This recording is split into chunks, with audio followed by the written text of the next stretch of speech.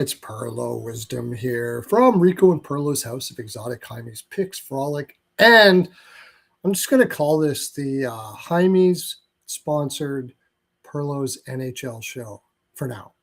How does that ring? You guys can tell me in the comment section what you think.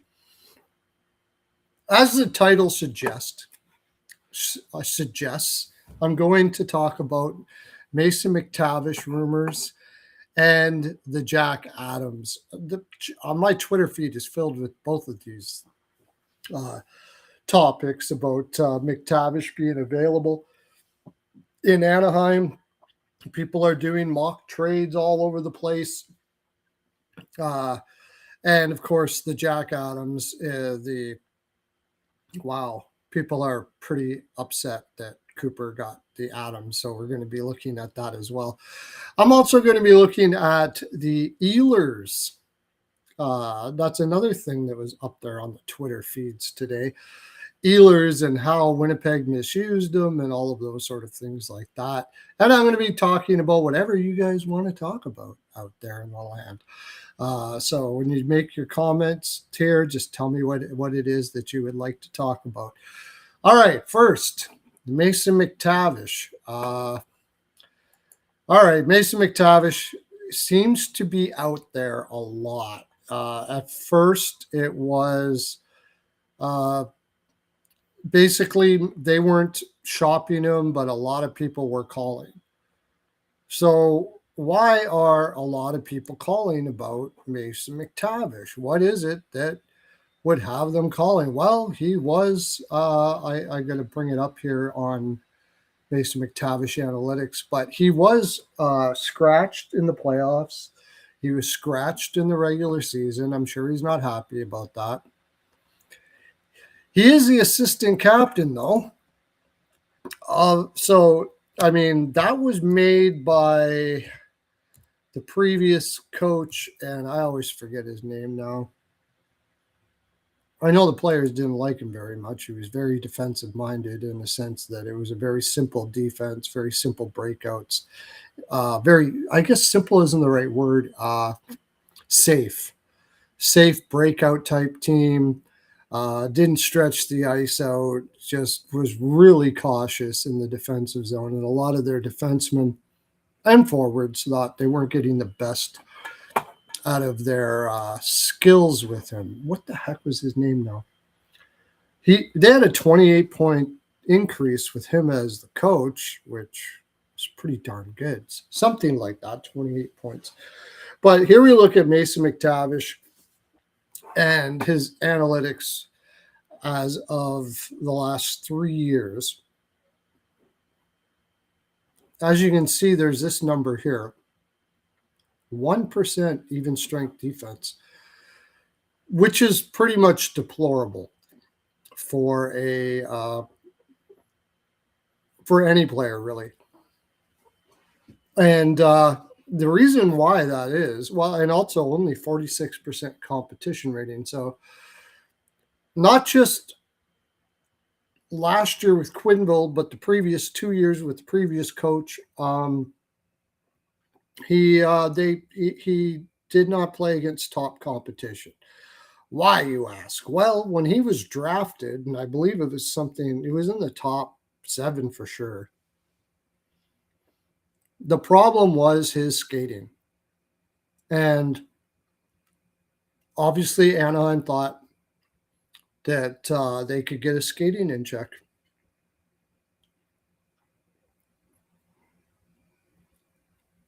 When they drafted him, Aaron, sorry, I just had pizza.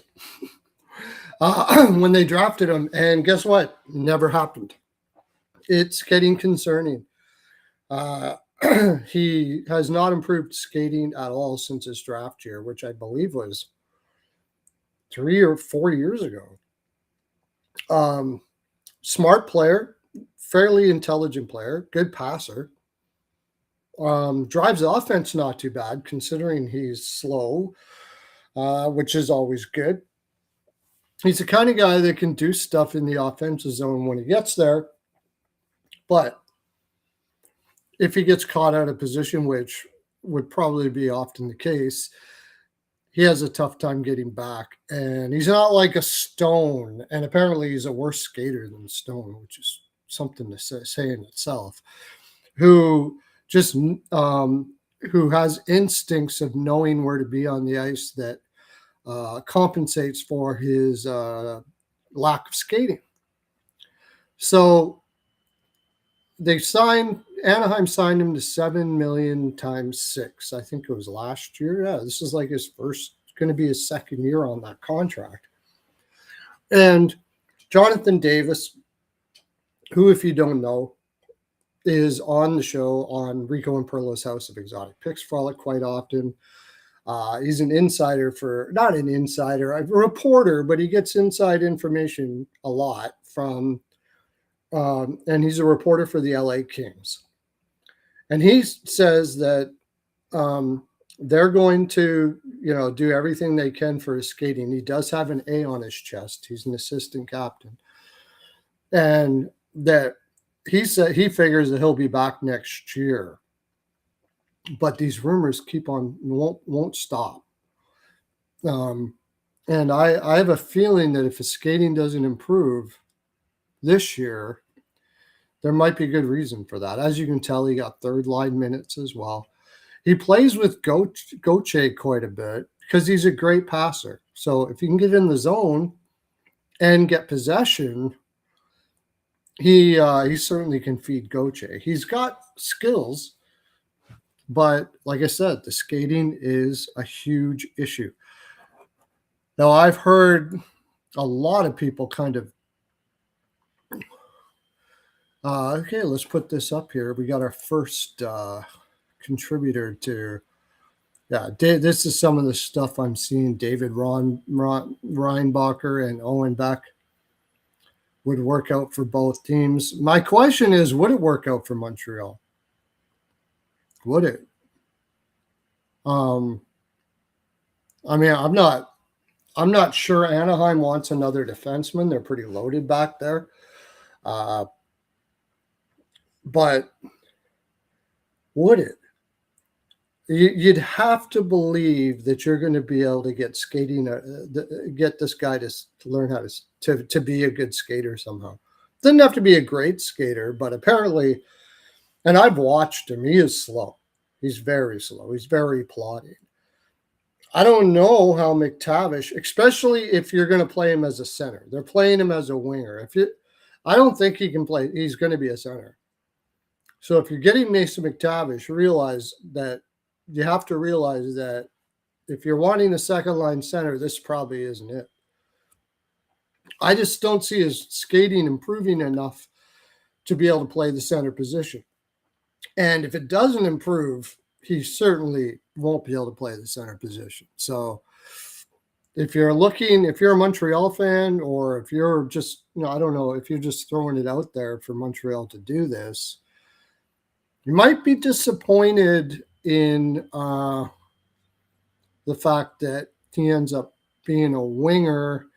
And not only that, he's a winger that, for the most part, you got to give offensive zone time to a lot.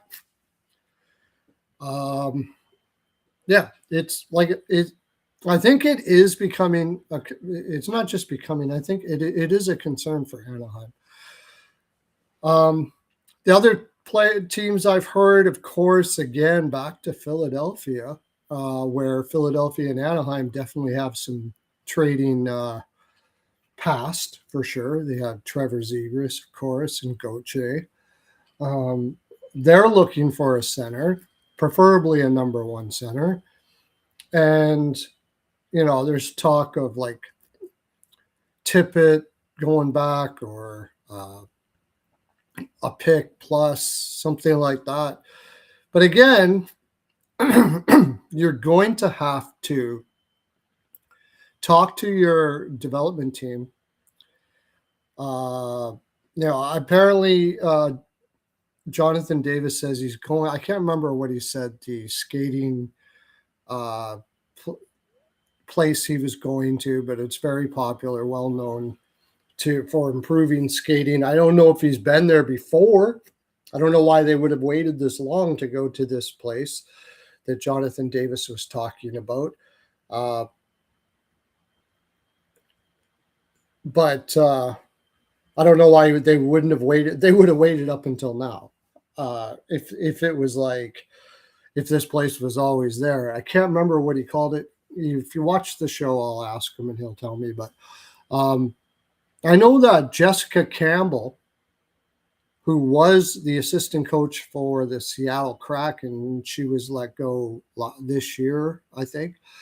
There's talk that Vancouver might be talking to her. I know she is also a skating guru. Like, she was one of the best skating coaches in the world before she got into being an assistant coach and coaching in general. But of course, she was a coach doing that. Might want to think if somebody's going to pick him up to give her a ring. I always thought it was a good idea anyways. Like, if you want to have an assistant coach there that knows about, can get help players that are not great skaters, I thought it would be great to have somebody like that on the staff. So you can get, like, so especially if you're a team that plans to be picking late a lot in the draft, because a lot of players will fall because their skating isn't that great. But if you had somebody in your pocket like Jessica Campbell, you could, give them a shot and talk to her about it. Do you think you can get this guy going? So I don't know what Mason McTavish issue with his skating is or why it's not improving. I know that there's certain body structures that it doesn't seem to matter. Like Hartnell in Philadelphia, he had like the strangest skating style, and he was never very fast. I don't know if he was maybe Mason McTavish slow, but he made it work. He made it work for the most part. Very smart player too, extremely smart. And that's another aspect of it. Hockey IQ is only like any other IQ. Some players have it more than others. The idea that anybody can be taught to play defense is not true. Not true. You look at Bergeron, and people will talk about his intelligence as a player. Not everybody can learn to be Bergeron. Not everybody has it in them to understand the game like that. He just was born with this ability to do it. Jonathan Toews. There's players that don't grasp it. They just don't. And as it stands right now, I don't know. I've watched him skate, and I've watched him.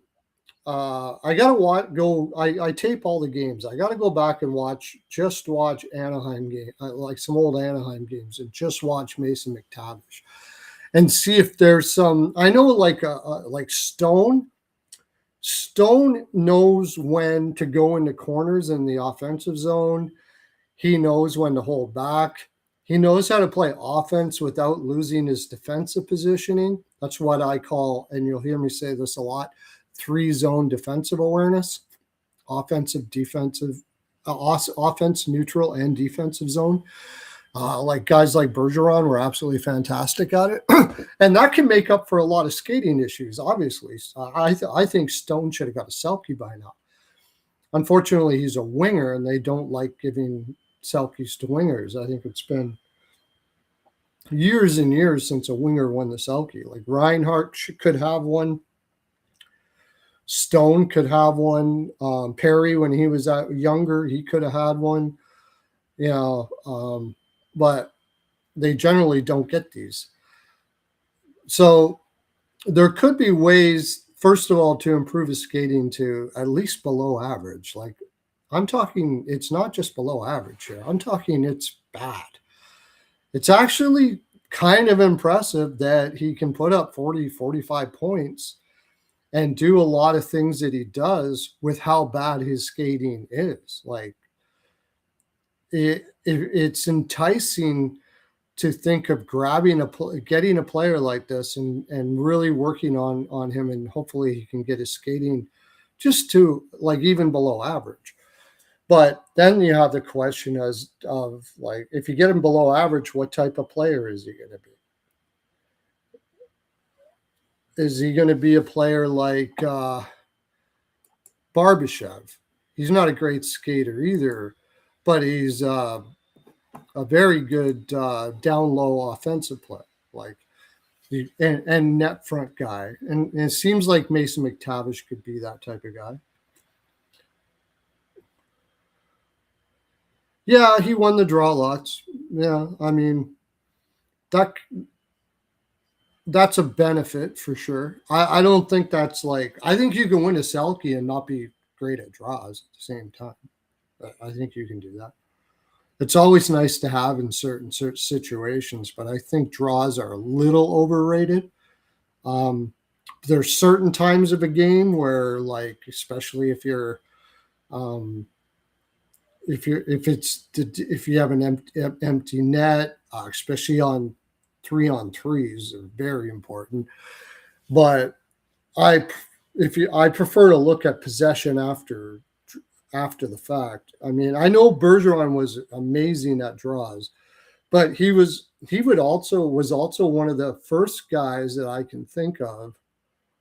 But I'm sure there was guys before that, but that I noticed anyways, that would purposely lose draws. And then he would go into the corner after the puck and take possession in the corner. Like, that's how smart he was. Another guy that does that is Pettersson. Pettersson does that. But Bergeron was just amazing at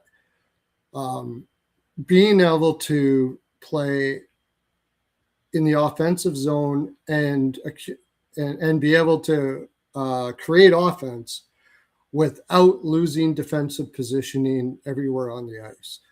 One thing Bergeron didn't, if you look at Bergeron's stats, he didn't have a lot of takeaways in comparison to a lot of people. Like Nylander would have more takeaways than him. And that's because he didn't have to chase somebody and get the puck off of their stick, because he was already in the spot to force them to the outside or to basically take their path away right away. It was like having another defenseman that could get you 60 to 80 points a year. He was absolutely amazing. But one team that I would look at for Mason McTavish, and the main reason why if I'm this team, I would look at it. I don't think he has any trade protection either. Is the Winnipeg Jets. They have a difficult time attracting players to their team, and that wasn't made. If you didn't know that before, Hollebuck made that quite clear when, after the season, he said publicly that, I love this town and every people know I love this city, but it's apparently most of the players in the league don't see it the same way. He basically came out. So if we're to trade for somebody like Mason McTavish, he's already under contract. I don't believe he has any trade protection. Let me just make sure that. I'm pretty sure I looked at this earlier.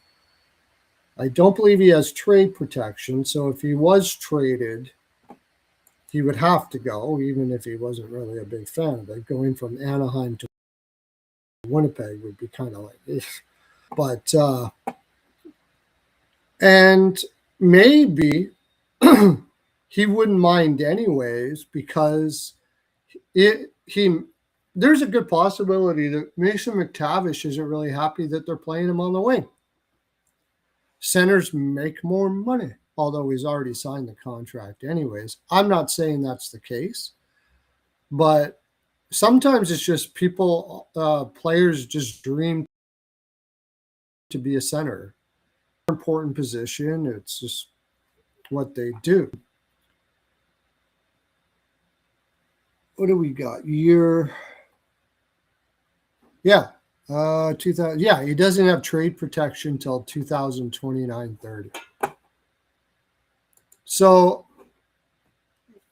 Winnipeg could try him out as a center, but I mean, they need young players. Like, getting a young player for them, if there's a team that would roll the dice on Yeah, Taze is retiring. One of my favorite in the land. It was hard to watch him, uh, Larry. It was hard to watch him play last year. He was my like. I love that guy. Love, love, love. And watching him kind of struggle being an NHLer, it was tough. But um, he may not. He might be kind of happy to go there because he would get an opportunity to play. They would give him every opportunity there. They have a difficult time attracting players. So, hire whatever skating coaches you need, give them all the time in the world to become a player. And yeah, I could see it happening. What would the return be? Have to, yeah, like Brad Lambert. They're going to give their 8th overall for a guy for that kind of. If I mean, like I said, Hellebuyck just basically came out and showed his frustration that the team can't draw players there, and he's like not happy. You lose Hellebuyck, you're in a rebuild. I mean, Winnipeg's in a rebuild, and that's a team that is financially not good. They're not good financially.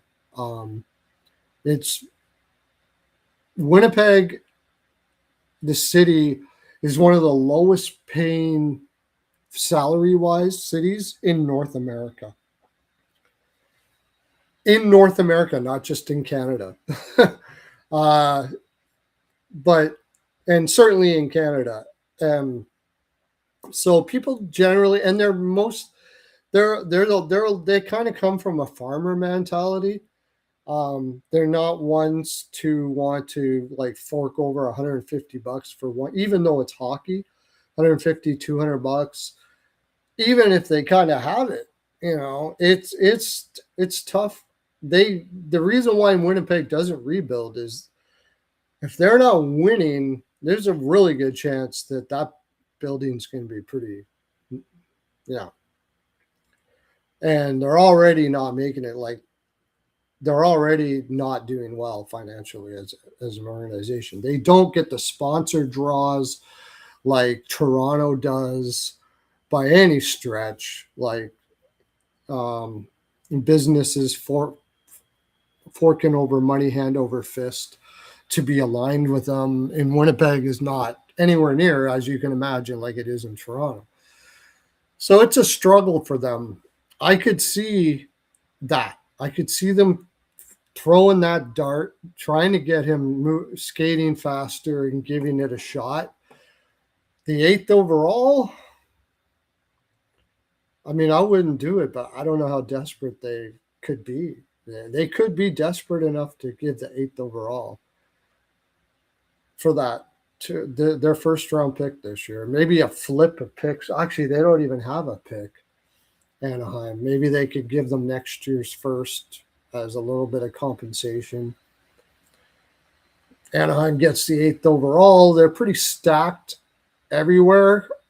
They could use, and I was going to get in with Anaheim, like they could use some guys like I hear in Philadelphia, Tippett might be available, another Philadelphia Anaheim thing, McCann or McMahon, like really good, solid 3-zone guys. Like they could use that. But and I was what I was going to kind of do here is look at Anaheim and what they might do in the future.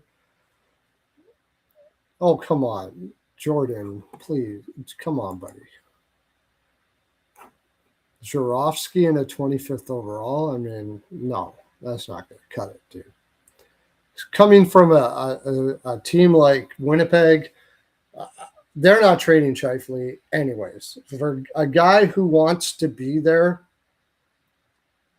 a guy who wants to be in Winnipeg and paid, took money, took a contract there, there's no way they're trading. You'd have to give like a ridiculous, and then they'd have to have a conversation with Scheifele about it. And I mean, it's too hard to get players there as it is. You start trading away guys like that, like, yeah, I don't. This Zhuravsky kid, I looked it up.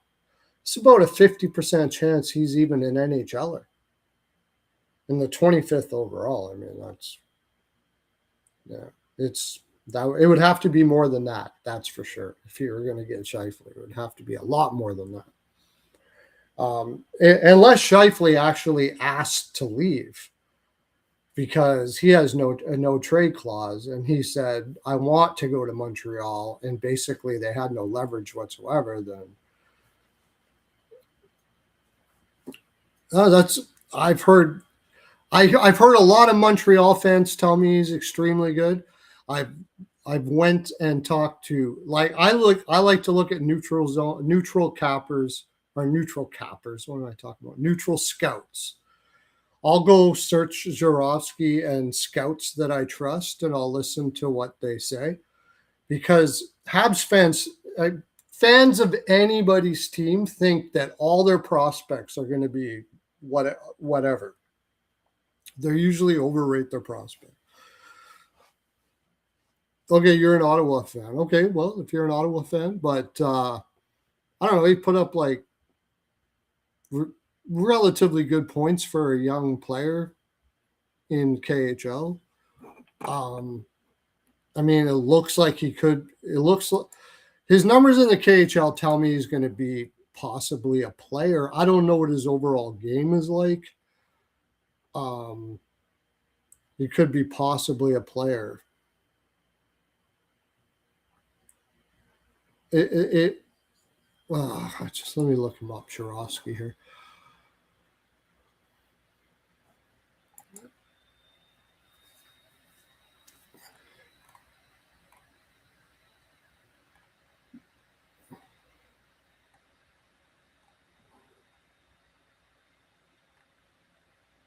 Alexander Zurofsky. What is he?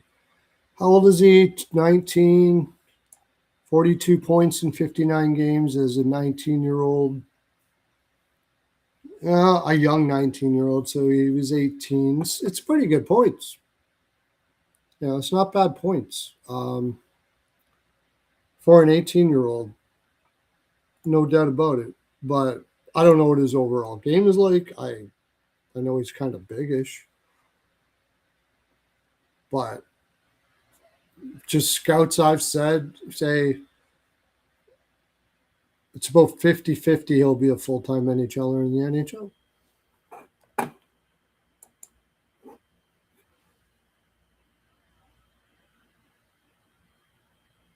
Yeah, it's good. But I mean, there's been lots of guys that have had young guys that have played that and they haven't worked out. There's been just as many Russians that have put up good points in the KHL when they were young that have come over and not did well as there are ones that have done well. So whether or not he's going to be good, I'm going with the scouts on this one.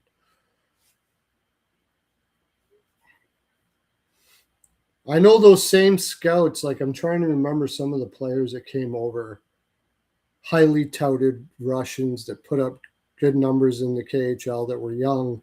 They came over, they lasted a year, and they were back again. Zurofsky, that? I don't know.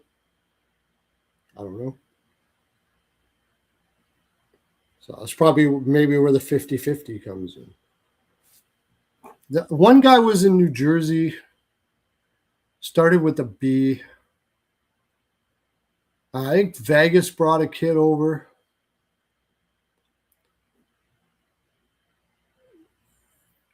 I mean, that's why I said, all of these guys I'm talking about, they said the same thing. And that wasn't too long. This wasn't too long ago that these players came over. So, and I can't argue with anyone about it because I'm not sitting there watching this kid. Gusev. There we go. There's Gusev. Yeah. Gusev. Yeah, I'm not watching these kids, so I don't know. Some you look at Shipachev, yeah. I don't get to watch them, so I can't sit there. I'm just going by what people I've trusted have said in the past that have been very good.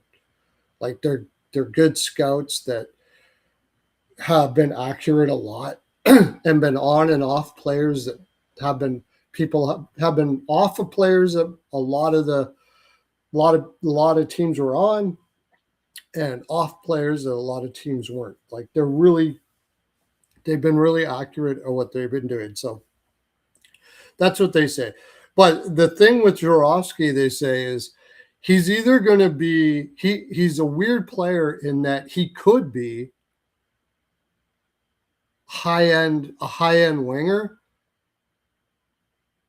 and he could be like maybe a mid winger, like 40 to 50 point guy or something like that, maybe. But if he's not those, if his overall game doesn't develop, he can't be in the bottom six. That's what they say. So that's what it is. But who are you saying, Jaraz? Yeah, not for Scheifele. You're not getting that for Scheifele. First of all, he's a winger. They're not going to give up their number one center for him. I think he's a winger, isn't he? Am I wrong? Is he a center? Better make sure first before I. Yeah, he's right wing. So they wouldn't be giving up they wouldn't be taking a right winger for Scheifele. Scheifele is just completely ingrained in Winnipeg. It's just to get him from Winnipeg is going to take a huge off.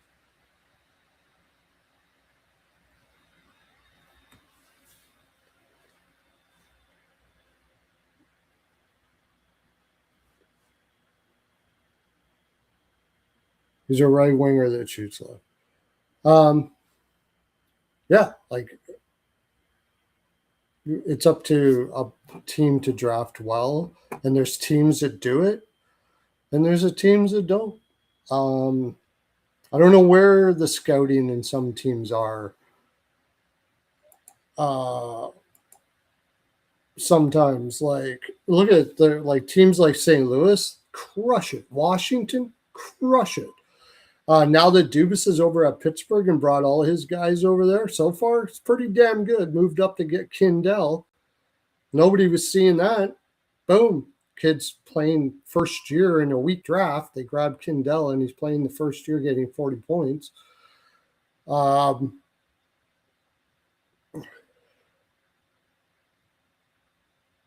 Yeah, Scheifele's 32. It's just he's so ingrained in there. I thought Hayes was a good two-way guy, but I'm hearing he's not yet. He's not. He's not a great two-way guy. They want him to develop more of that in his game before they play him. And there's a lot of talk that Hayes won't play next year still. Another year yet. But Washington Washington's been fantastic at drafting. Just absolutely off the charts. And then you have teams like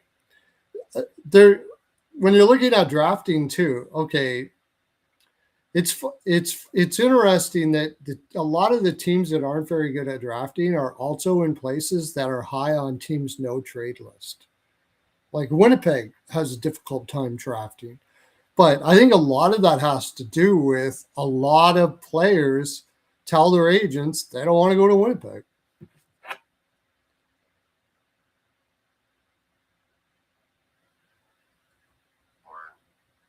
I'm going to share this out.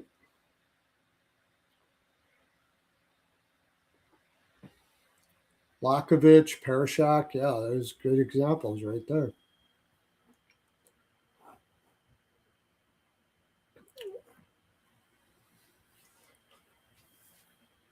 Yeah, they need to draft well, but I mentioned this before, I'll say it again. Drafting is very difficult for teams like Winnipeg, Columbus, teams that haven't, there's more to drafting than just picking a player. Like a team like Washington, I don't think they're on anybody's no trade list. It's a great, beautiful city, perfect weather. They're always in a position to win. All of those. So it doesn't surprise me that they pretty much have the pick of the litter, whoever they want to draft. They're never going to have an agent. I get a ring from an agent saying, if you're looking at our guy, he's really not interested in going there. You can pick him, but he's not going to be happy. And I do think that happens. And I think that happens a lot. And I think Winnipeg, look at Arizona. Arizona, when they didn't know where they couldn't get in an arena, they didn't know if they were going to be moving. For sure, there was player agents that they were going to draft. That's the reason why they went off the board. You wonder why Arizona went off the board all the time? They got Boot. Boot was like 23rd overall or 20th overall. They went way off the board to get Boot Cheeks or Butt or whatever his name is. They went way off the board to get him because this is me. This is what I believe to be the case, and it makes sense to me. They had a hard time getting players to want to go there. So guys like Butt and that defenseman that they have, it looks like he's going to turn out to be pretty good. Utah. He was off the board a bit too. Both of them were off the board. Both of them were Russians.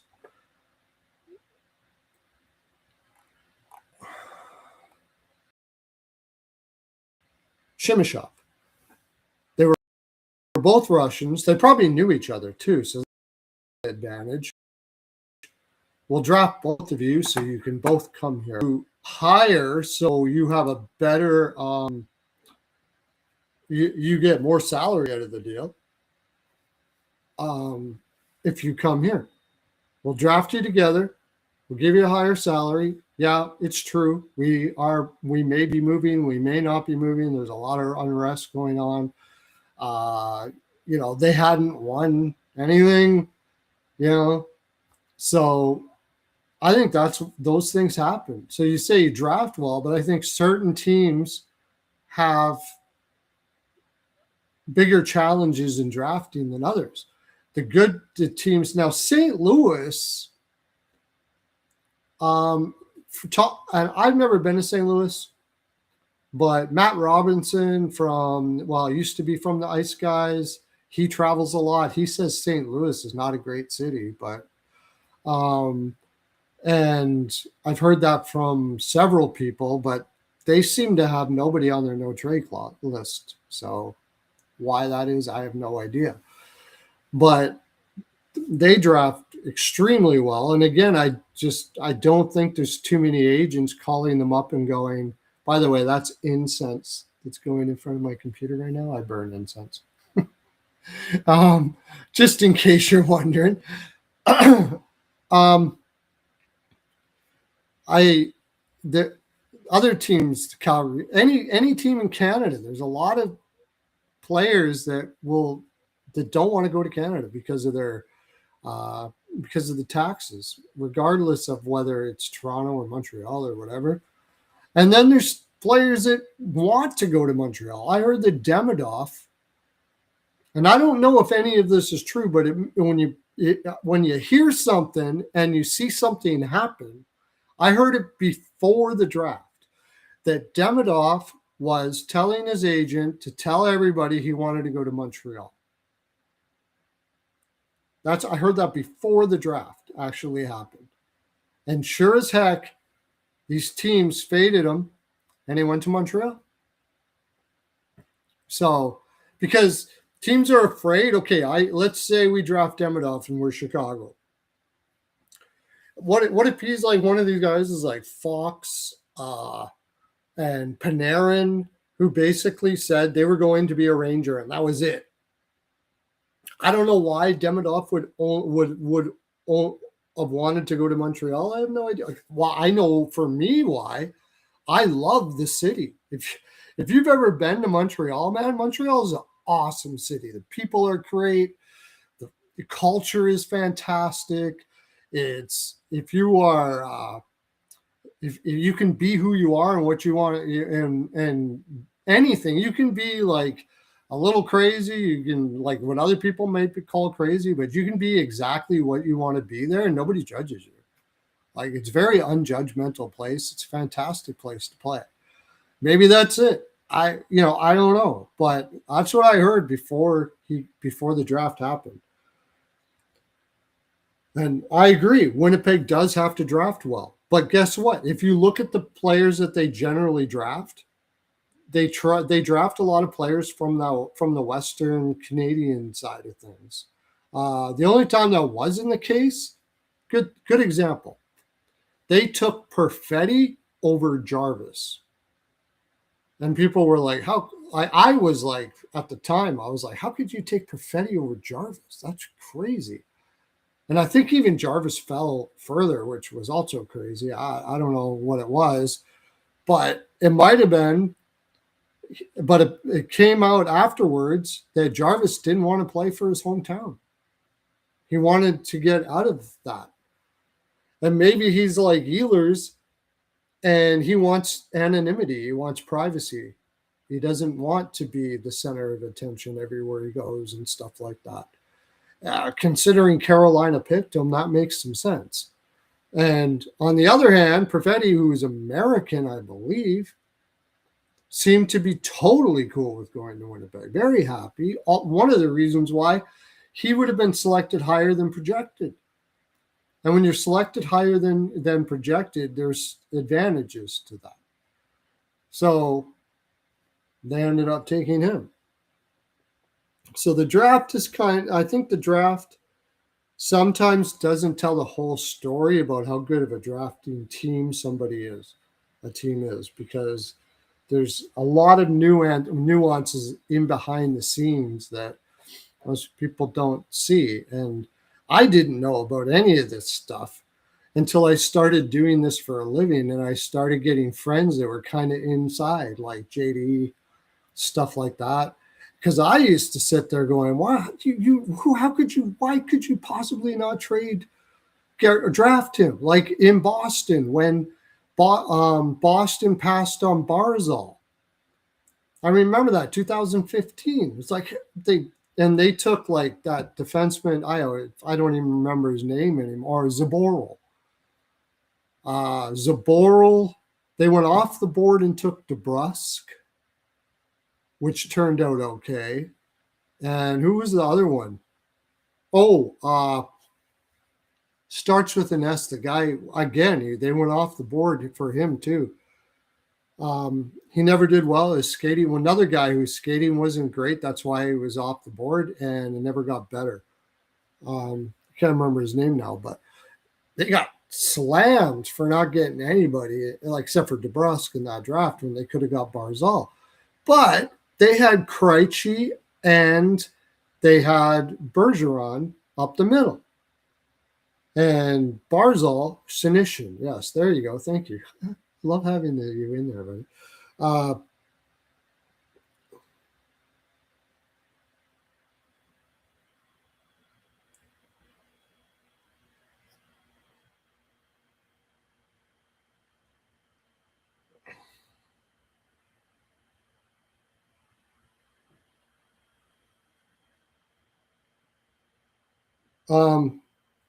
Yeah, he told his agent, I don't want to go to Boston, and several other places too, because he's going to lose a ton of money.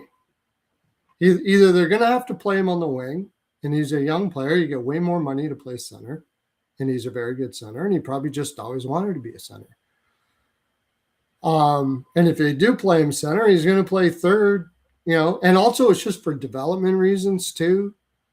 He's not going to be taking Krejci's spot. He's not taking Bergeron's spot. So they probably thought, if we take him, then we're in a bit of a pickle with the salary cap of how we're going to pay this kid. So he ends up going to New York. I think it was right after those 3 picks too. New York selected him. Edmonton traded the pick, and they ended up taking that Reinhart guy, which was terrible. And I think I remember them saying that Barzal wasn't their guy, so they wouldn't have got Barzal anyways. And that might have been for the same reason. Yeah, Draisaitl coming up. They were drafting. That was the year McDavid was drafted too, wasn't it? But I thought Draisaitl was afterwards. But whatever the reasons might have been, that Barzal wasn't the guy. Because they were already loaded up the middle. So sometimes you got to be a little bit lucky. You think about it, what small market team is really good at drafting that we know of?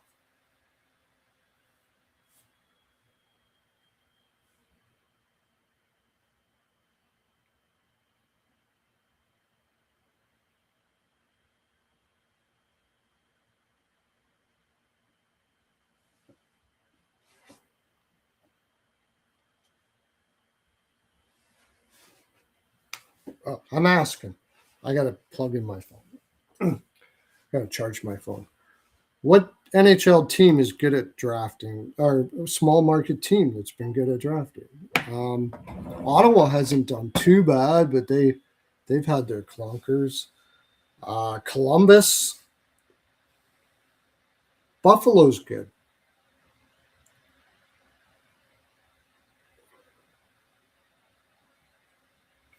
Yeah, Buffalo. I mean, well, getting Kekalainen does a lot for that. Kekalainen was good in Columbus too. He was good at getting Europeans. Shinnikov. Did he draft Sillinger? I can't remember. He was known as a genius. Like he was like known as a scouting guru in Europe. So, it's a little bit of both. If you're an owner in Winnipeg, it'd probably be a good idea to pay a crap load for your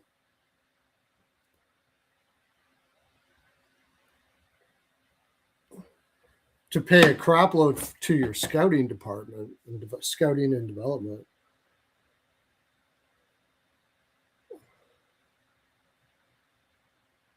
Who did you have any money on the Jack Adams? All right, yeah, I'll get to the Jack Adams. I've talked about this. Oh crap, for 45 minutes. Yes, I did have money on the Jack Adams. I took it twice.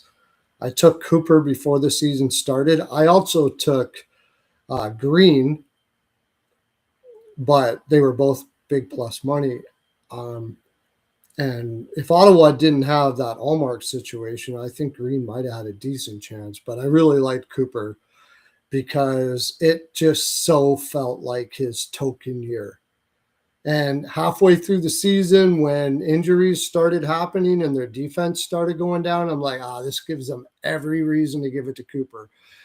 Even though Muse is bringing a team that nobody saw in Pittsburgh making the playoffs, you can toss that aside because Crosby's your captain.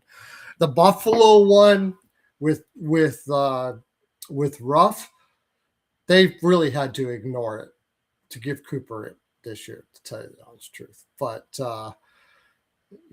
with all the injuries that they had on the blue line, a lot of the year they were playing with AHL guys. He built that system in Tampa Bay. Tampa Bay's probably be going downhill from here. Maybe even as early as next year, you could see things kind of going south in Tampa. And if that were to happen and Cooper doesn't get an Adams, I'm sorry, but these writers and the guys that vote for it, they care about their reputation. They do. Because you wouldn't be voting for this shit if you didn't. There's a lot of great writers out there that wouldn't take a time of day to do this, voting for whatever. The guys that do it,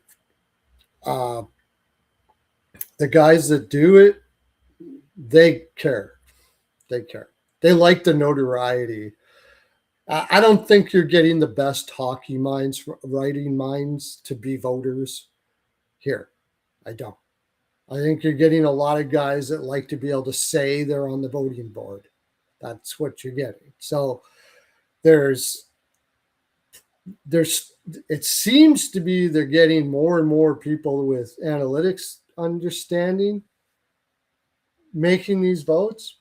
But most of them are like old guys that are just happy to be able to say that they vote. I know a couple, I think it's like 2 or 3 Edmonton journalists that are on the board. And the one in particular, and I don't like to slander anybody, he's a good guy.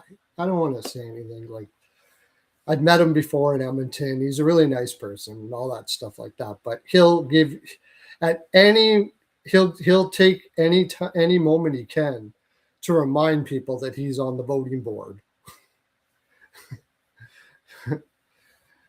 For the most part, most people are, the guys that are really good, they're too busy to worry about voting for awards and stuff like that. They don't care about it. They got a couple of young guys though that I think it's starting to get like the old guy or the old guard is moving out and they're starting to get some newer guys in, younger guys, more analytic driven guys, because I'm starting to see a lot of players that I know that these other guys would not have even thought of being on the board or getting more votes than normal. Like whoever the 5 whoever the 5 people are that voted Cider #1 for the Norris, I want to know who they are because I want to follow them, their content. Those are people that know what they're talking about. I'm not saying Cider's the best defenseman in the NHL, but what you're voting for, who had the best year in the regular season. And Cider had the best year in the regular season. Now, there's a lot of reasons for that that are not really any of the other players' fault. A guy like Makar, he's learned to take it easier in the regular season. So his regular season analytics aren't great. This isn't a vote for who's the best defenseman in the NHL overall over time. That's probably Makar. This is who had the best regular season. Now, Cider, he's playing on a team. First of all, he's trying to make a name for himself. He's playing on a team that's fighting for the playoffs just to make the playoffs. This guy's going to be dialed in and working every day, right? Darlene, I mean, you could make a case that he is, but he's playing in Buffalo where they roll their defense. So he plays against lower competition quite a bit. And he doesn't he didn't put up huge analytic numbers this year. He was good, very extremely good. I'm not taking anything away from Darlene. But if you're talking about who had the best regular season as a defenseman in the NHL, it's Cider. No doubt about it. Like, not even a question. Bouchard would be close. Bouchard had a really, for the amount of offense he brings, he had above average defensive year this year. He should be up there too. Quinn Hughes. But like when Makar or Hughes or like today, Werenski was the sexy pick that a bunch of teams took. And this happens all the time. Werenski, he's been moving up. He's on a bad team, plays good on a bad team. Give it to Werenski, makes it look like we know. But it makes them look good to take Werenski, a lot of these voters, because they can take a guy that isn't the normal name that you hear, so it makes them feel cool. Werenski wasn't the best defenseman in the NHL last year. No. He didn't have the best regular season last year. Absolutely not. Good for him. He got some notoriety. Awesome. I mean, he's a great defenseman. No doubt about it. I don't put that down. As far as the Jack Adams is concerned, I don't think writers want to know that they've went their whole careers without giving him one. It was mostly based on the fact that Cooper was a great coach that got slighted because he has Vasilevsky as a goaltender. And it was a writer's way of saying, okay, we're going to give it to you this year because you've deserved it for a while, and we're going to give it to you now because Tampa Bay could fall off. Vasilevsky's getting older. Hedman, has he's getting older and he's had some issues as of late, and Point isn't as good as he used to be. The wheels are starting to fall off in Tampa Bay. So if you don't give it to him now, you may never be able to give it to him. So he gets one. That's it. That's it.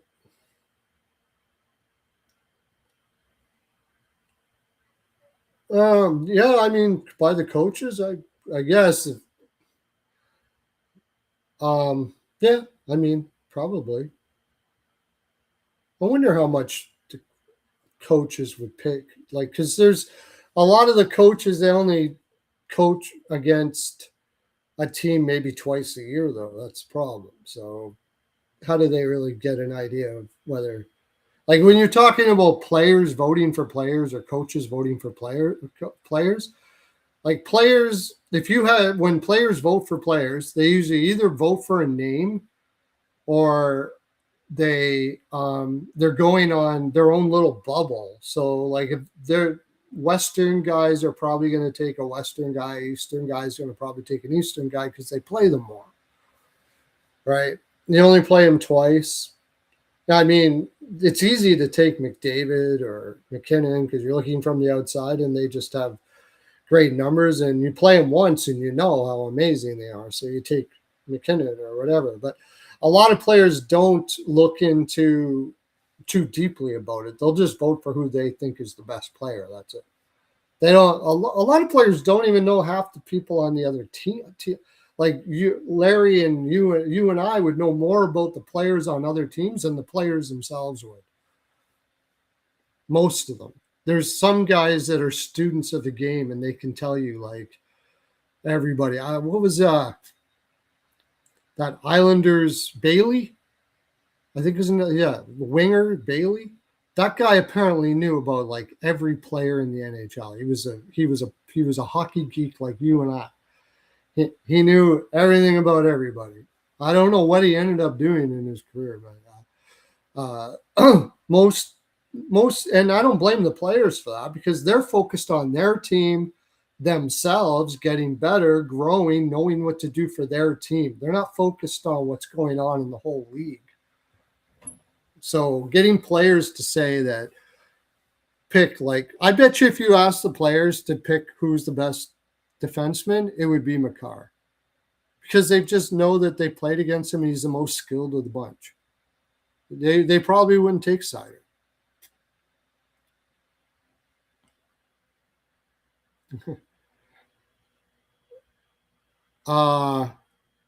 But I'm talking about like hockey geeks, Larry. Like this is where we are. Like I can bring up a name and you come up with it just like that. I'm terrible at names. Glad you're there.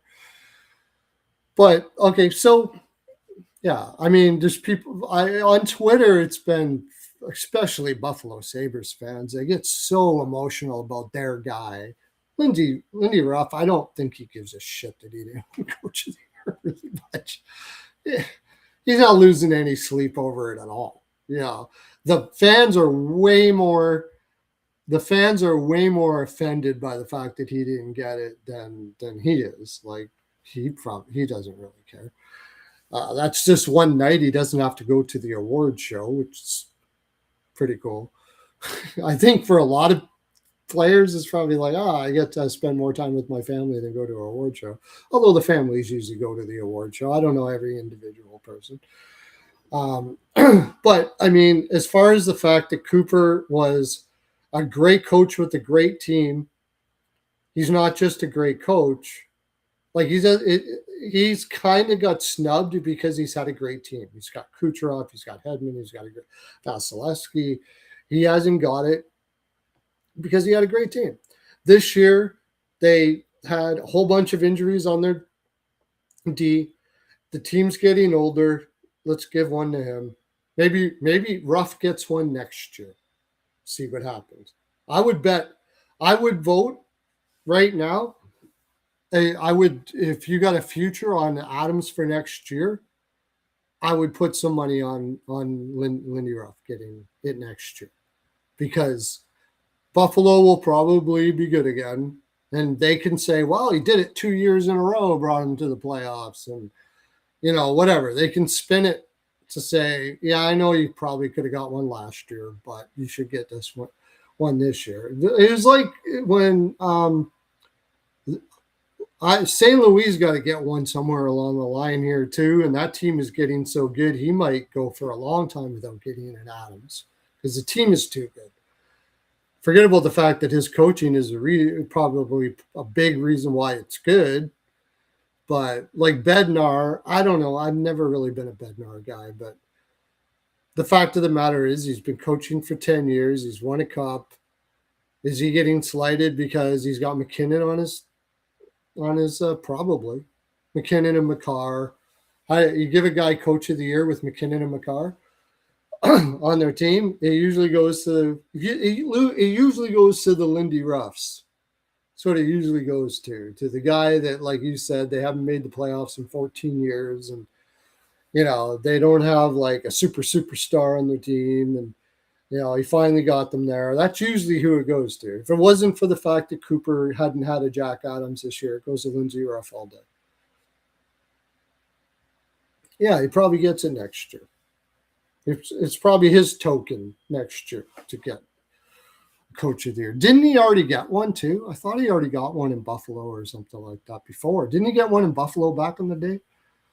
And that's the other thing that would be against them. They don't usually like to give more than one coach of the years to coaches. They like even the coaches themselves would understand when it goes to someone different because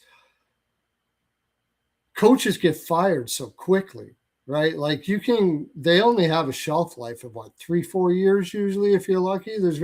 Cooper's been going on forever, and Bednar, but those are the outliers. That's usually not the case. So other coaches respect the other coaches, and they know that if that guy gets an Adams, that might be one more job for him down the road. It's a feather in his cap that if he gets fired, I want an Adams. Hasn't worked for Gallant, but maybe it did. You got an Adams in Vegas, and then you got a job for the Rangers. Maybe if he doesn't get that Adams, he doesn't get that job. So, yeah, I don't think coaches are too greedy about it. And I think if there's certain coaches, what I would say this isn't true. But of all the I think players care more about the awards even than the coaches themselves, except for the one. Give me one. Because if you have one, then you can always put on when you're going to your interview, say, they know you're a Jack Adams winner. Yeah, they can win coach of the year and be fired the next season. So it doesn't save your ass by any stretch. Exactly. Yeah, I think there might be some coaches that maybe give a shit about it. And maybe those coaches aren't the greatest coaches in the world, like Babcock. He just takes me as a guy that really would give a shit about it. I know Tortorella does not give a shit about it. He does not care if he wins an Adams or not. Doesn't care.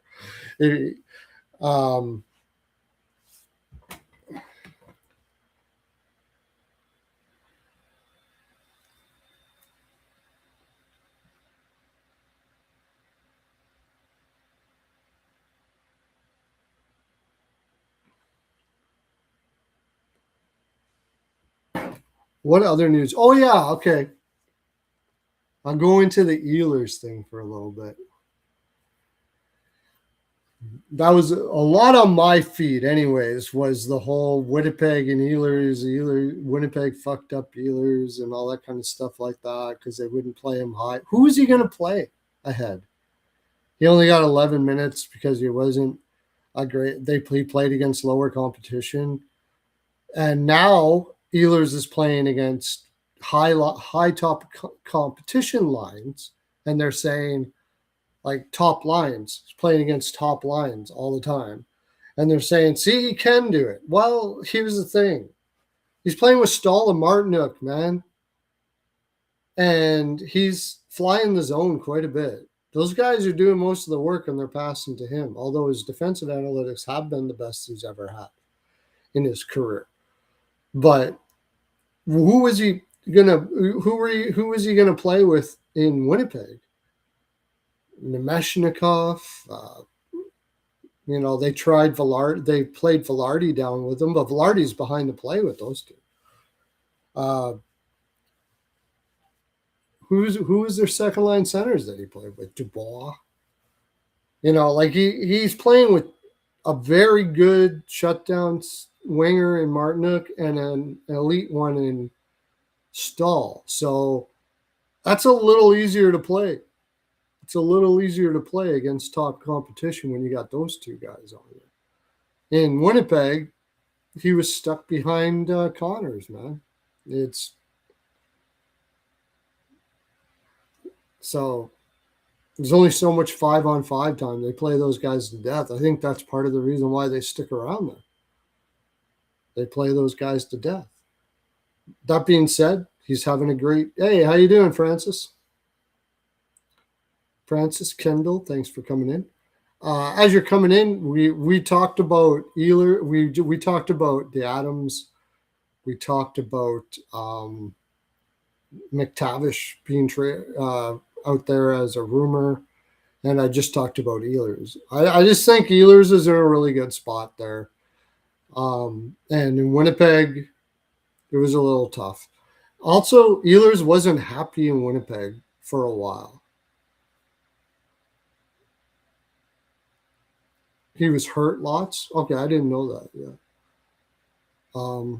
And he wasn't happy there. It was obvious. Like it was fun for a while, and they have a really good family atmosphere there.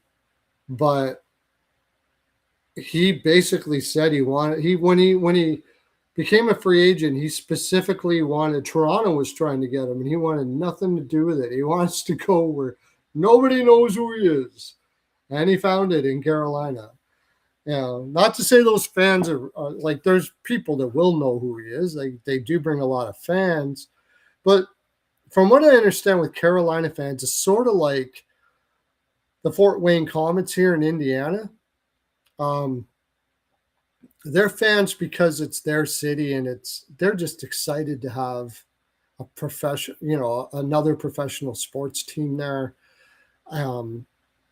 They don't really, a lot of those fans don't know every single player or anything like that. It's a fun family thing to do, to go to Carolina. So, and of the people that go there, like most people in Carolina probably are not, they're not huge hockey fans. Football, NCAA basketball is way more. If you're like a big football star in Carolina, yeah, everybody's going to know who you are. You're going to have to hide in the shadows. But if you're a hockey player, especially a new guy like Ehlers, you could probably walk around the streets and maybe every once in a while somebody would go like, "Oh, Nikolai Ehlers," and everybody would be like, "Who?" sign an autograph every once in a while. In Winnipeg, everybody knows who you are. Everybody. So you try to go to a restaurant or something like that, you're going to have lineups. Like, you're a god in Winnipeg. That's why I think like Hollebuck, Velarde, if you love to be adored, and I don't think there's anything wrong with loving to be adored. I don't think there's anything wrong with this. If you're that type of personality and you like attention and you like people around you and you like to do, Winnipeg's a great place to play. My God. What did Marner say in Toronto? We're treated like gods here. And he got so much shit for that because they said, "Oh, you think you're a god?" No, they are treated like gods there, man. Like, if you go out in Toronto downtown and you're Marner or Nylander or Matthews, people are going to flock to you. You are adored if you're a Toronto Maple Leaf in Toronto. Now, you get a lot of, if things aren't going well, you get the opposite side of it, obviously, right? But in general, even if things aren't going well, if you're a Toronto Maple Leaf, Montreal, if you're in Montreal and you're a Montreal Canadian, man, they bow to you. Like, you don't have to pay for anything, even though you got millions of dollars anywhere you go. Like, you also have to deal with the fact that you have no privacy. But if you're a person that's okay with that, and you like that adoration, and you like that connection with the fans that way, awesome place to live, awesome place to play hockey. But if you're somebody like Ehlers, who apparently was very private, he lived out in the country, and like, he was not one to hang. He kind of stayed away from everybody. If you're that type of person, you're probably not going to want to play in Toronto or Montreal. I don't think there's anything wrong with one or the other. People say, well, if you don't want to play in Toronto, then you don't want to win or something. That is nonsense. Just different personalities. That's all.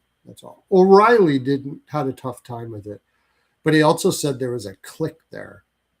I don't know if that's the case. That's the only player I heard say that. So I don't know. You can't believe everything you hear, and you can't judge everything on one guy either. So,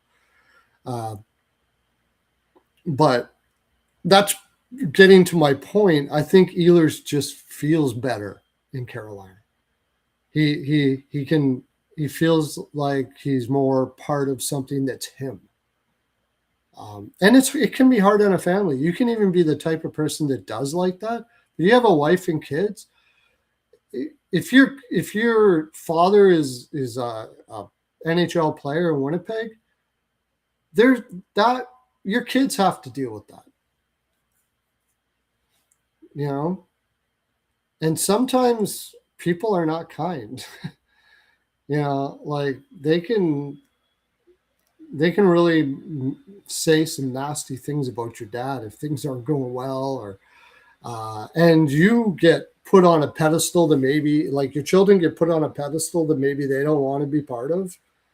Like, it can be very annoying. It can be tough. It can be great, depending on what type of family and what type of people you are. Why would McDavid want to go to Toronto? Well, I never caught McDavid as a person that cowers in the corner. Like, he's never been one to. I don't think he's ever. If he leaves Edmonton, I don't think it has much to do with the notoriety he has and the fact that he's famous in Edmonton and that everybody knows him and stuff like that. I don't think it has to do with that. I think he grew up in Toronto and he always wanted to be a Leaf. And I don't get McDavid as a type, like, from when I lived in Edmonton. I can't say I sat down and talked to the dude, but I've seen him around town and stuff like that. He doesn't cower in the corner. He signs when anybody wants to be signed. He seems very happy with the adoration of fans. Like, he's good that way.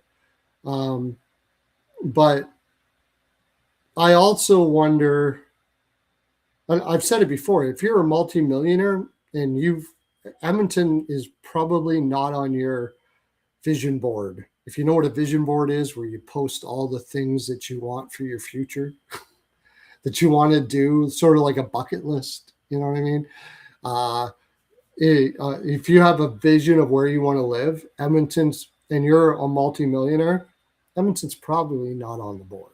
All right. It's a cool city, but so I think he would go to Toronto.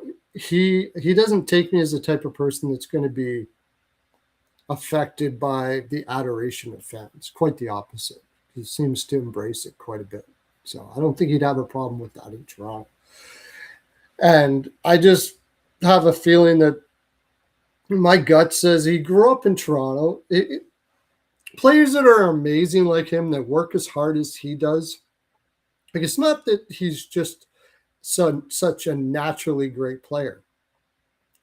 That guy works his balls off, man. Like, it's his whole life. He's devoted his whole life to his craft and everything he's done. And usually if somebody is that passionate about something, they have their vision.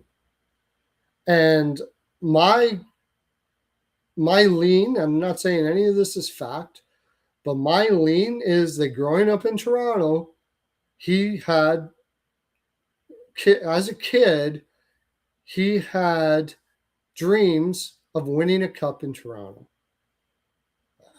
winning a cup for that city. He loves that city. I know he doesn't not love it. He loves that city. So if they can build a team real quick that for him looks like it's good enough to be able to win a cup with, I could definitely see him finishing this or whatever happening. And I could even see him telling him, look, I'll give you 2 more years, but I want to live out my dream and win a cup in Toronto. You guys have been good to me. One of the things that they did in Edmonton, and I don't know whose idea this was, but that MGM commercial stuff he did with Gretzky, Wayne Gretzky, that would have been an absolutely enormous sponsorship contract, man. Enormous. Something you normally would not get playing in Edmonton.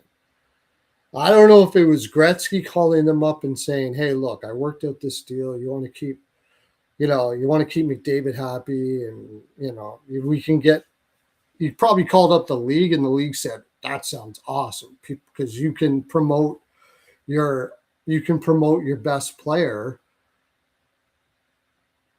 to the U.S. audience through those commercials, because people don't, like, a lot of people don't know, hockey isn't the favorite sport here in the United States, but one thing that they do know is Wayne Gretzky.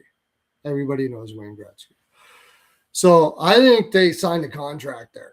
And that might have been another reason why I did the 2 years and they did the 12.5, because they did him a solid, and that contract's probably bigger than whatever his salary is. So maybe that contract is ending in that 2 years. But I listen to, if you don't already, I recommend you listen to Drager's program. And I always forget, I'm terrible with names. But Rhett Warrener is on there now. They used to play for the Calgary Flames. I love that guy. He just flat out says shit. Like, he doesn't pull any punches. He doesn't care what anybody thinks. And he doesn't say it in a mean way. He just says it in a matter-of-fact way.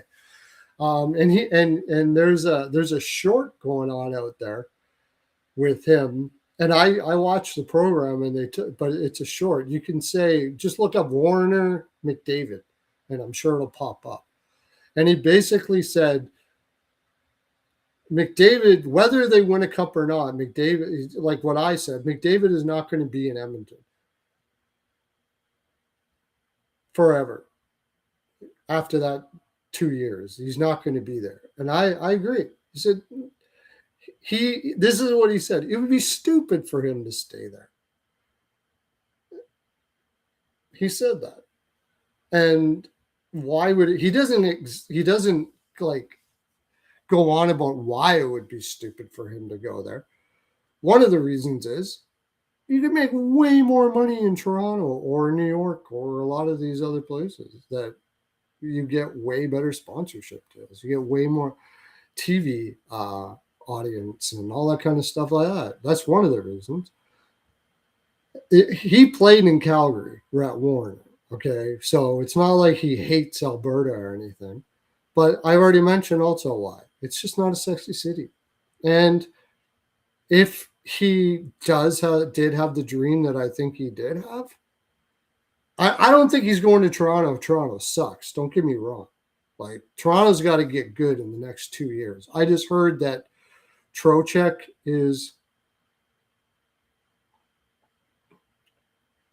I mean, I probably would, but he'd be burning off a lot of sponsorship money if he went to Carolina. I just don't think that's living the dream.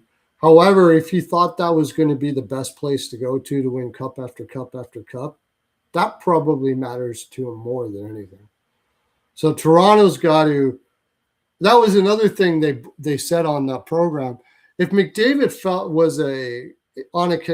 McDavid was on a contender and like almost every year, he truly believed he could win a cup, he would stay in Edmonton. Don't get me wrong. He's not leaving Edmonton because it's not a sexy city and all that stuff. The number one thing for McDavid, I believe, is winning as many cups as possible. I do believe that. But when someone's devoted themselves to their craft as much as they have, they want, generally, rightfully, they want it all. They want to win in the city that they loved growing up, or their dream, and win lots of cups. If Toronto messes this up again in the next 2 years, then he probably doesn't go there. Yeah.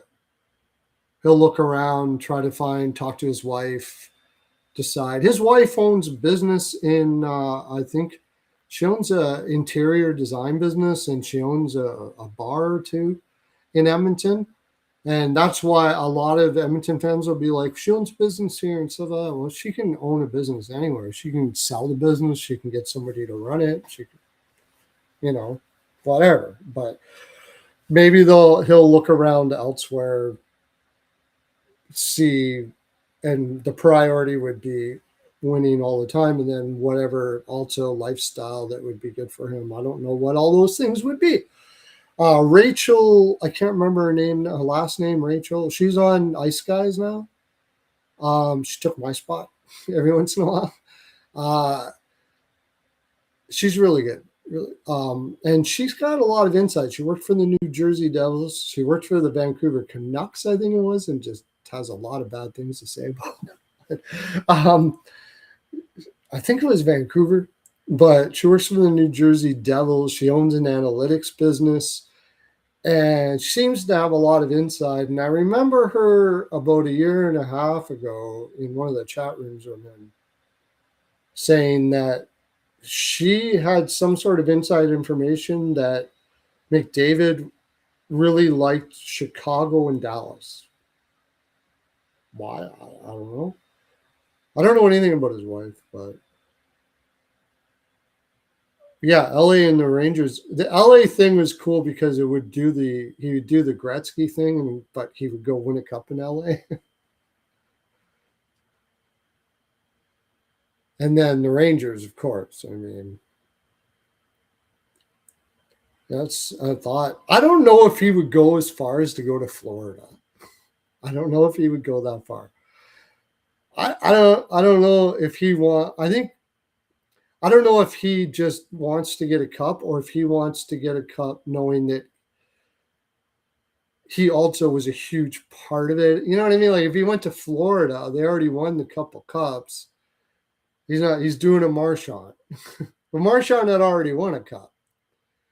Go to if you can't beat him, join him. I don't know if he'd want that on his legacy. I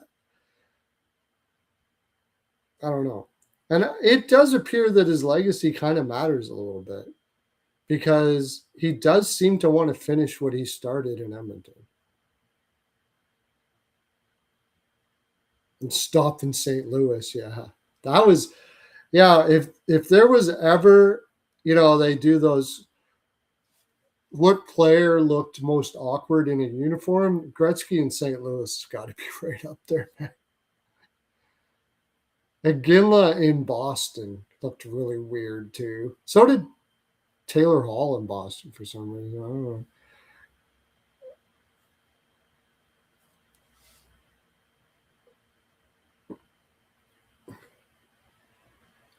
Yeah, I mean, I talk about that a lot. I could be totally wrong. I mean, I could be totally wrong. Maybe he gives him 2 years. I don't see it, though. I think Brett Warner's onto something there. And that, like I said, Darren Dreger, that program, to me, out of the mainstream programs, that's by far my favorite. It's by far my favorite. I love listening to Brett Warner. He's so direct and has his opinion. He throws it out there. Maybe it's also because I agree with a lot of things he says. That might have something to do with it too. But I'll listen to other programs where I'm not necessarily agreeing with what they say, but I just like somebody to have an opinion. I don't like this flowery Would they do that? I don't know. Blah, blah, blah, blah, blah. Just spit it, man. Have an opinion, for fuck's sake. Like, Jesus. It's just trying to make everybody happy. More, you know what? Those people are also need a job. Maybe I would be wise to do that a little bit myself. I wouldn't be sitting here in fucking what looks like a prison talking hockey with 4 people.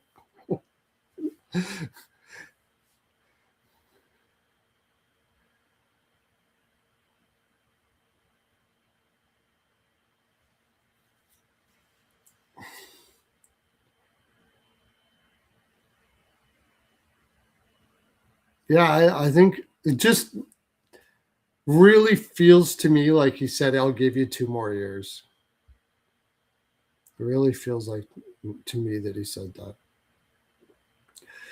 You know, all that talk. And I mean, if you talk to Draisaitl, he loves Edmonton. That guy loves Edmonton. He does. I would not be surprised. Like people say, well, if McDavid leaves, Draisaitl is going to go too. I'm not so sure about that, actually. I'm not so sure about that. Draisaitl has, I would say, like if I were to say between him and McDavid, Draisaitl bleeds blue and orange. I would say more than McDavid does. I like quite a bit more. He has found he talks like a person who's really found a home there. And there's lots to love if there's lots of love in Edmonton. And Draisaitl seems like to be a down to earth type dude. And like I lived there for 40 years. I'm not shitting on it at all. Like if there's lots to love about that city. If you're the type of person that's kind of like it's there, a lot of the people that are living there that are born in Alberta, because you get people from all over that go there because of the jobs that are there. There's lots of jobs there. They're farm people.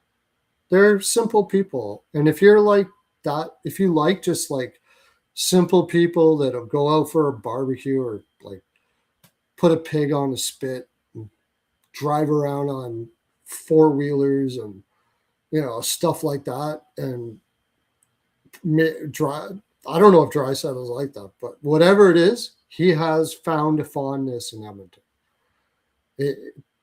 I think him more than McDavid in that way. Like he doesn't just want to win a cup; he wants to win a cup in Edmonton. I think he would actually stay and sign another contract, even if McDavid is going to leave. I do think that. And then you'd still have Draisaitl and whatever probably undervalued stuff you get back from McDavid. And you'd have to scratch and draft properly and do it all over again. Germans and Swedes love Canada. I mean, that doesn't surprise me. German and Swedes love Canada. Yeah. Makes sense. I mean, I had a buddy that went to Germany, and he said he found Germans to be kind of like Canadian. So, yes, and apparently they just promoted their analytics guy up into player development, into a player. What do you call that? The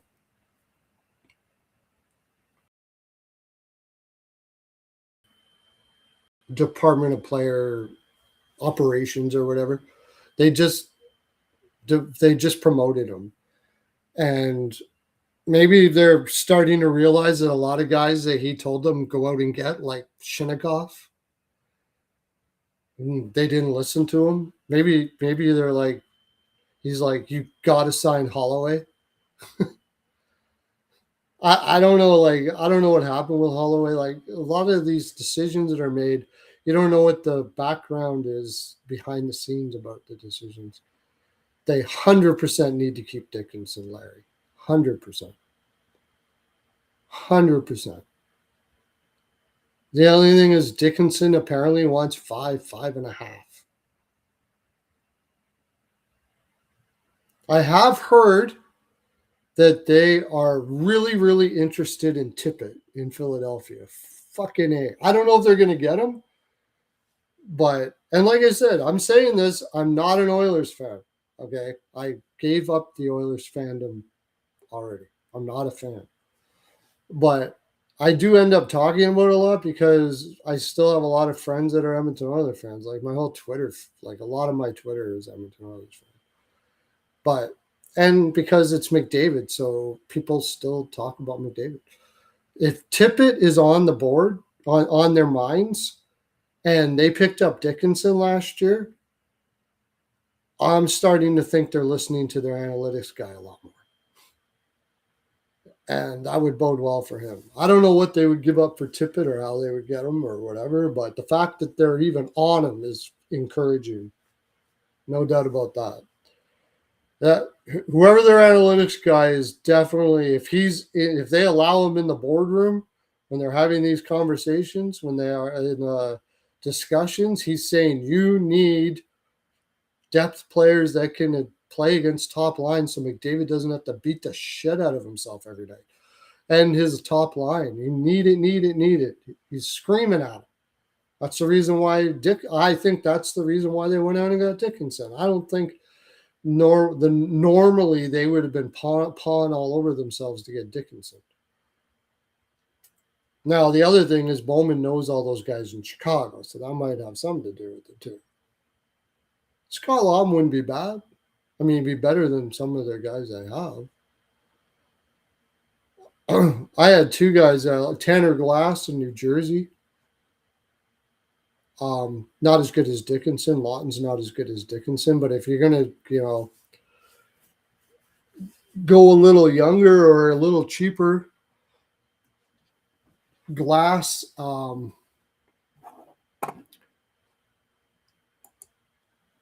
go towards another analytics-based team in Washington who just scooped.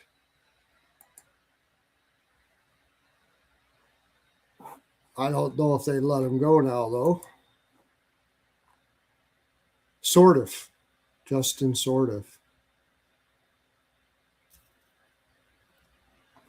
It's a beautiful pickup by them.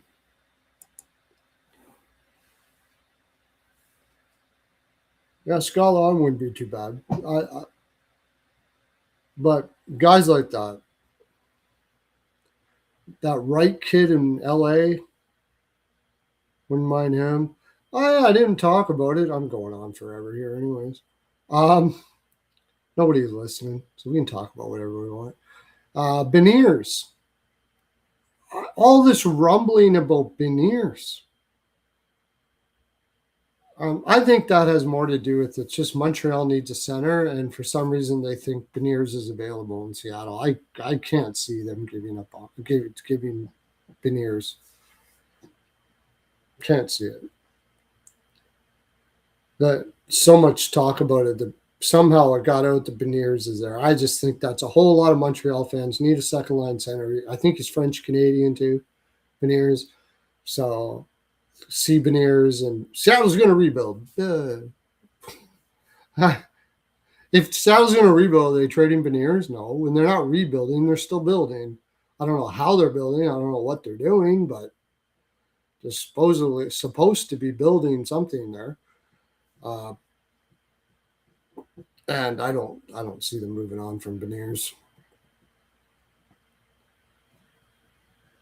Unless it's like a really significant offer that gives them another center or something. I don't know.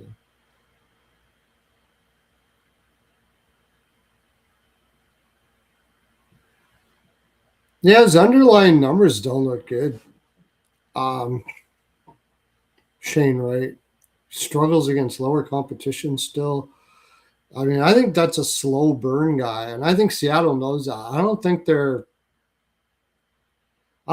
doing anything wrong with him. I think Shane Wright's just getting impatient. And they keep on drafting centers, and I think that pisses him off too. Hey, wait a second. I'm here. What are you drafting a center for? I'm right here. I'm here. So, but I agree with you. I mean, Shane Wright doesn't mind going to Winnipeg if he wants to really have a second line center spot. That would be the way to go. Should be able to buy semi low on him. I mean, it's not like it's not hidden out there that he wants to go. So, but I got a show in an hour. So I'm going to go now. It's great talking to you, Larry. I think it was just you and me today. But that's good.